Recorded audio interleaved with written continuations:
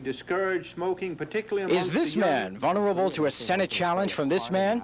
For more than 25 years, U.S. Senator John Chafee has been a fixture in Rhode Island politics. But it appears that Lieutenant Governor Richard Licht is gaining the kind of popularity that could make for an interesting race should the Democrat decide to challenge the Republican next year. On May 2nd and 3rd, Wolf Fleming and Associates of Providence telephoned 408 state voters, asking them two questions. If the election were held that day, for whom would you vote? And if uncertain, then who are you leaning toward? Overall, the Republican Chafee showed support from 50% against Licht's 36%. The rest refused to answer or were still unsure. But in the heavily Democrat city of Providence, Licht tied with Chafee.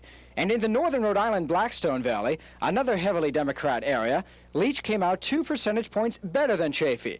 However, in the predominantly southern Rhode Island region, mostly Republican, Chafee was nearly 3 times stronger. But it's the overall 50 to 36% figures which Licht calls encouraging. I think the poll shows that the senator has some vulnerability. He's been on the Rhode Island scene for over 25 years and only manages 50% of the vote against an undeclared candidate, and it's not even in the middle of a race. The pollster calls the senator's showing unimpressive. Would you agree with that? Senator Chafee hasn't had the opportunity to go before the voters since 1982.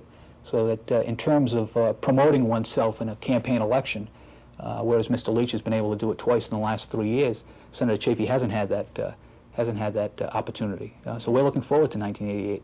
Each candidate's private polls reportedly show similar results to ours. Licht is confident that if he chooses next year to go after the governor's seat or Chafee's, then he will not face a challenger in the primary. Meantime, Chafee's office says it's confident to face anyone. Sean Lonigan, Channel 12 News.